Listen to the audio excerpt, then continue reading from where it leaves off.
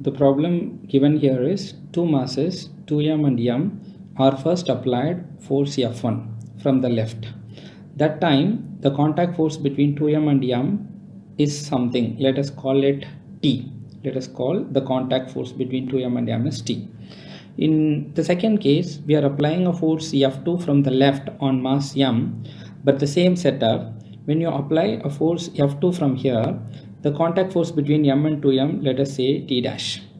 Then the question is, if T equal to T dash, that means whether you apply force F1 from the left or you apply force F2 from the right.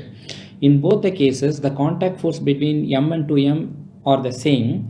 Then what is the ratio of F1 to F2? Let's try to understand this. These two masses are in contact with each other. If this mass goes with velocity v, this will also go with velocity v. If this goes with acceleration a, this will also go with acceleration a. Let us say the total force applied is F1 and the total mass of the system is 3m.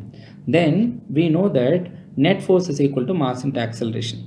The only force, external force that we apply is F1. That F1 is acting on m and 2m. So the total mass is 3m into acceleration produced. Let us say the acceleration in the case 1 is A1. Acceleration in case 2 is A2 because we are applying two different forces. So let us say acceleration produces A1. But let us try to understand this. But this F1 is not directly pushing this m. The contact force between 2m and m is pushing the m forward and apparently no other force is acting. The only force acting on this mass m is the contact force that acts from left to right on mass m1. M.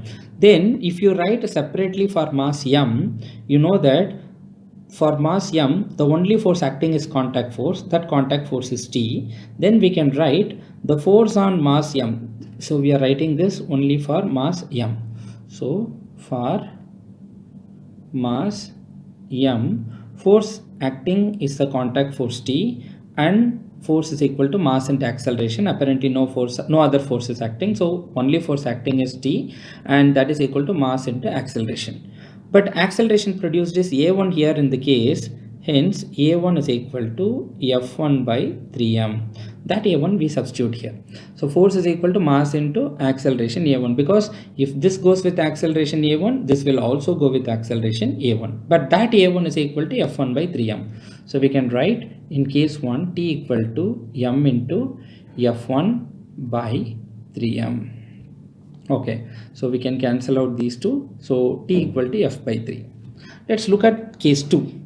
In case 2, when you apply a force F2, that F2 is again acting on the total mass of m plus 2m, 3m. So the only external force is F2. Then we can write for case 2, the total force is equal to total mass into acceleration. M plus 2m is 3m into acceleration produced is A2. Then acceleration A2 equal to F2 by 3m. Then in this case, what is apparently the only force acting on 2m? This F2 is not directly acting on 2m. The contact force between m and 2m is acting on 2m and that is pushing the object to the left, and that case acceleration is A2. So the only force acting on 2m is the contact force between m and 2m. So no other force directly acting on this. When you write separately for mass 2m, the force is the contact force. Total force is equal to mass into acceleration. Total force is T prime.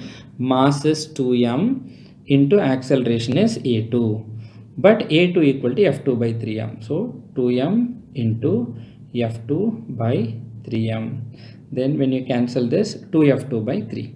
So we know that T equal to F by 3, F1 by 3 and T dash is equal to 2F2 by 3. So we know that T equal to T dash. T is F1 by 3.